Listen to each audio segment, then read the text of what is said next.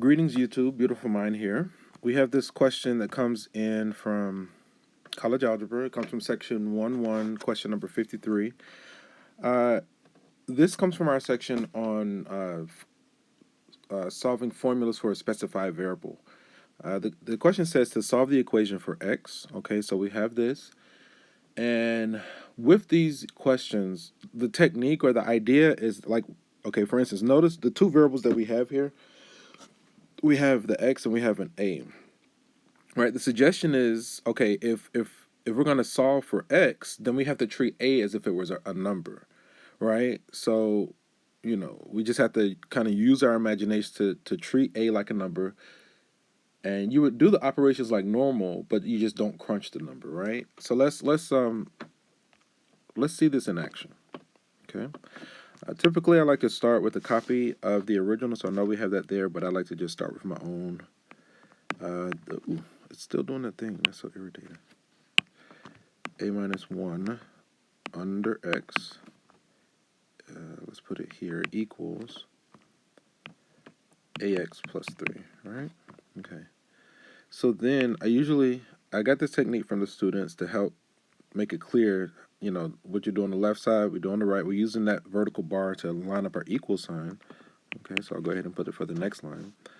So now we want to isolate. So our first goal here is isolate the variable or get the variable by itself, right?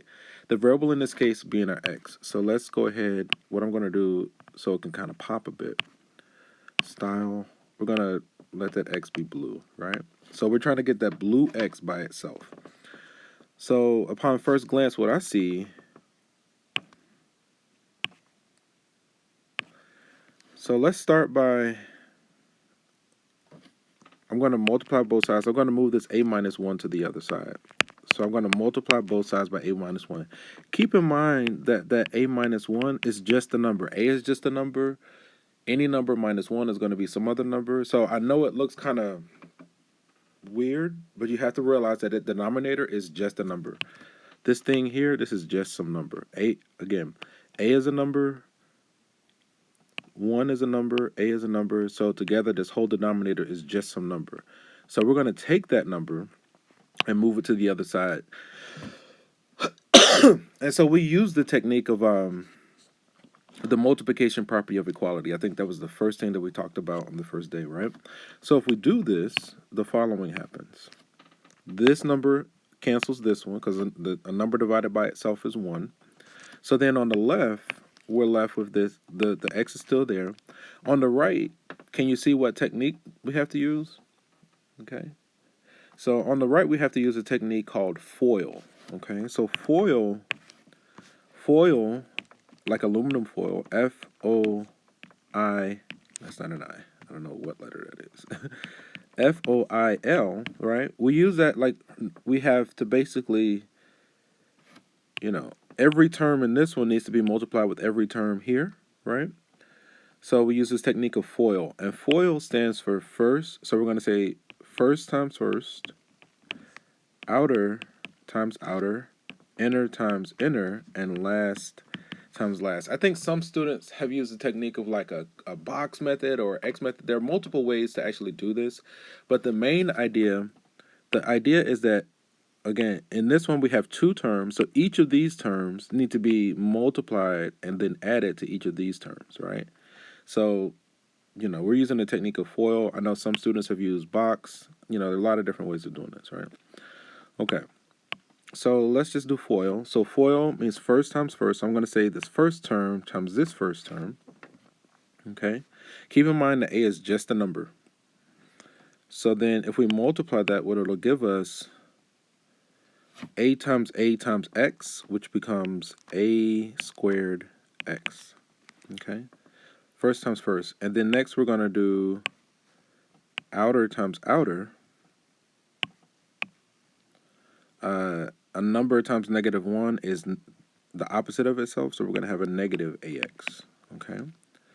Next we do inner times inner, so these two are on the inside. So then 3 times a is a plus 3a. And then finally, we're going to do last times last. So that 3 times that negative 1. 3 times negative 1 to give us negative 3, right? And again, we're trying to get this guy, we're trying to get this x by itself, right? Okay. So now, and from here, what we can do,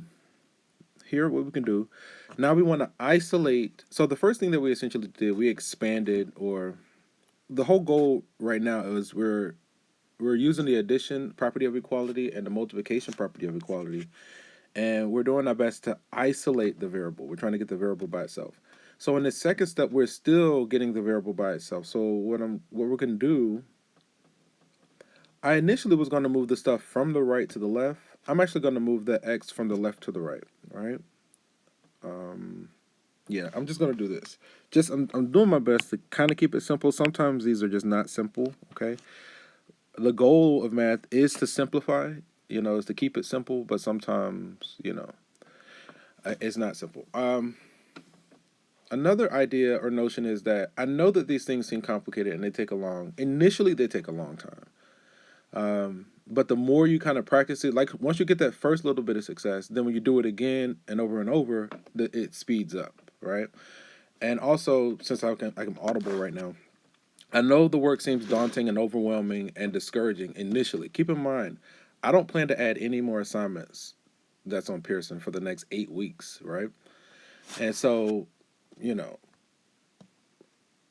it seems daunting at first, but again, your speed will increase over time. I kind of did it this way to kind of match Moodle, because in Moodle the assignments were already there as well. It's just that these are digital, you know. Um, and I do empathize with you guys. I know it seems overwhelming, but I think I responded to your first or another email that you sent me, and I posted this other YouTube link that says how to accomplish any goal that you want. And I thought it was a fantastic TED talk where it put into context how to accomplish goals. And so the gist or the idea of that TED talk was basically that given a task, this guy was given like all these different tasks, and he was like, okay. He felt overwhelmed and discouraged the exact same way that you feel. He felt that way, so he devised his own plan. And so in his plan, what he did, he was like, okay, I realize that I'm feeling overwhelmed and discouraged because I'm looking at the whole thing, the whole task at once. He's seeing the forest for the trees or whatever, or he couldn't see the forest for the trees. I still don't know how to really use that quote, but it makes sense to me. It's so weird. It's funny. But his plan or goal or task, his idea was that, okay, instead of trying to, okay, this kind of puts it into context. My dad actually said this the other day. He was like, how do you eat an elephant? Right? The elephant being this assignment, right? Actually, I'm going to make that an extra credit opportunity. I'll say the first 3 students, I'm actually not going to answer that question right now. The first 3 students that answer the question of how do you eat an elephant, I'm totally open to giving you extra credit for it, okay? First 3 students that can answer the question, how do you eat an elephant, I'm totally open to giving you extra credit for that, okay?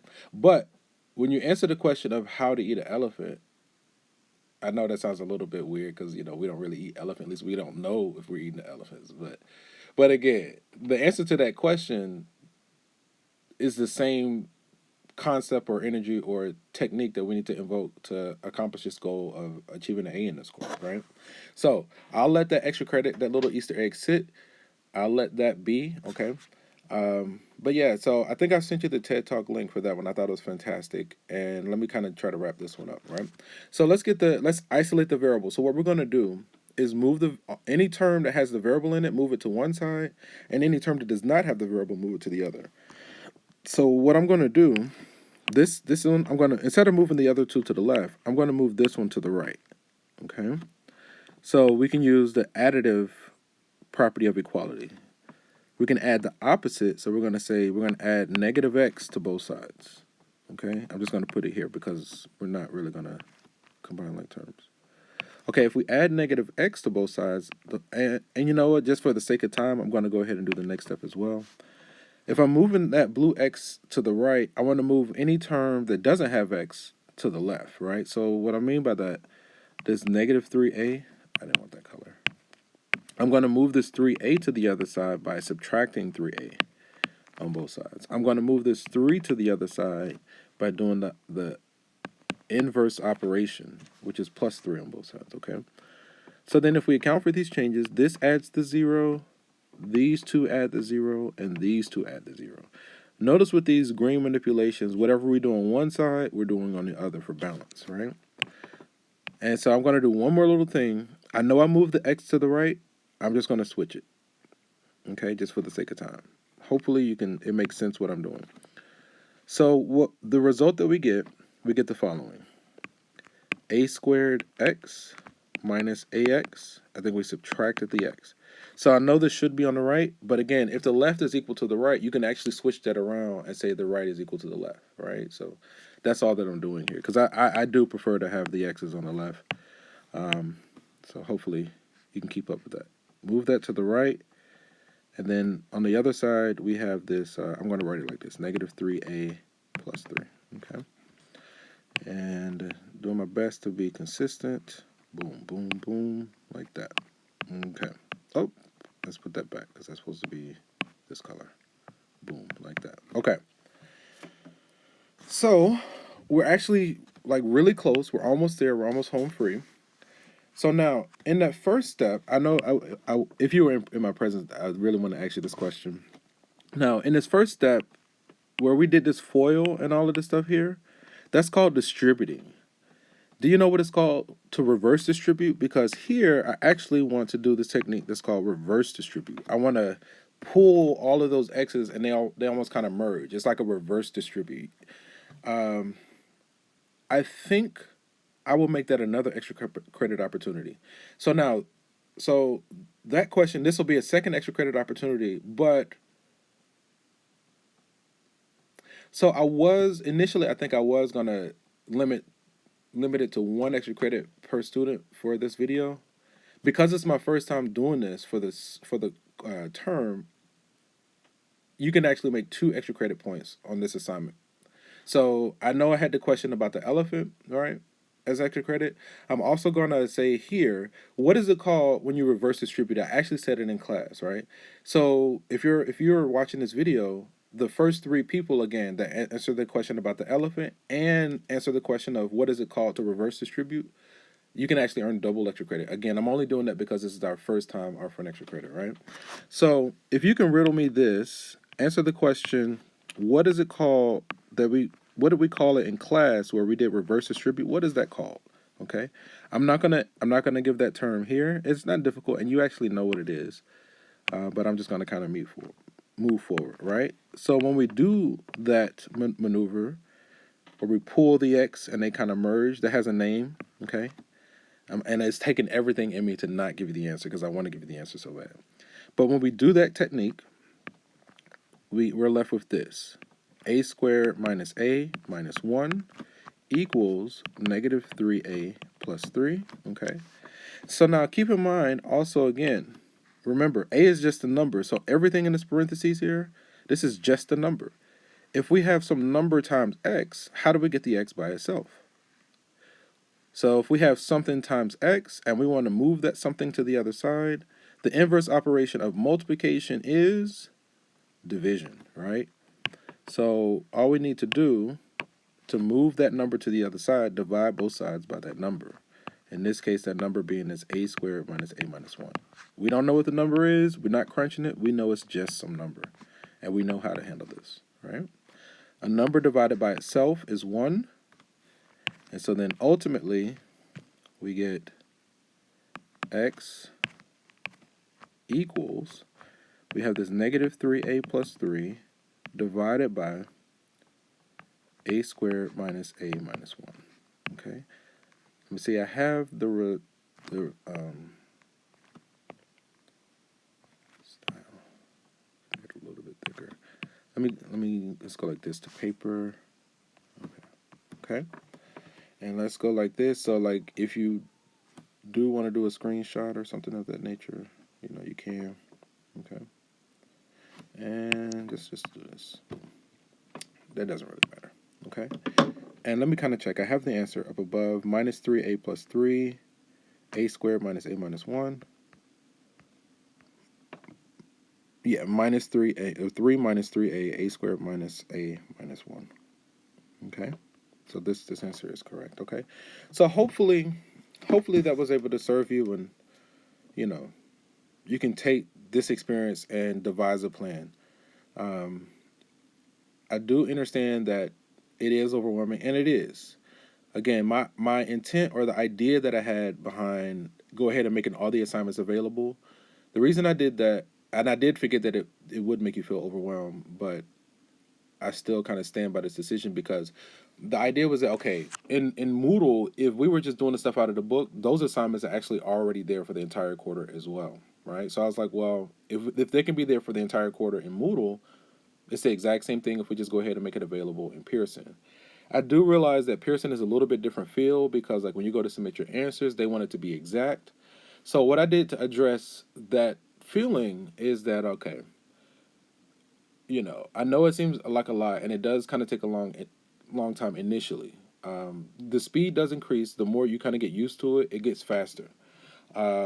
What I did to address that feeling was that okay, actually, you can submit any assignment past the due date with only a 10% late penalty. If you want greater than like 90%, you have to submit it on time. But even if you submit like homework, quizzes, and exams, you can submit them all the way up until Saturday, September 26, 2020. You can submit them all the way up until that date and only receive a 10% late penalty. So honestly, if you want an A on any assignment, exam, quiz, or homework, you can actually get it. You can earn it.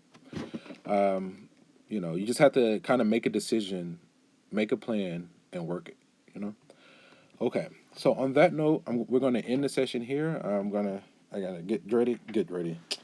Man, I'm still kind of like in my sleep because I'm just waking up, getting ready to get dressed for work and head on to campus so that we can engage each other. Okay.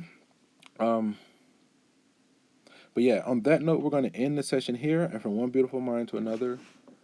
I kind of want to change that now. I'm going to change it to divine mind too. I keep thinking about that, but I'll get it. I'll get it going anyway. So we're going to end the session here, and from one beautiful mind to another. Enjoy the rest of your day. Peace.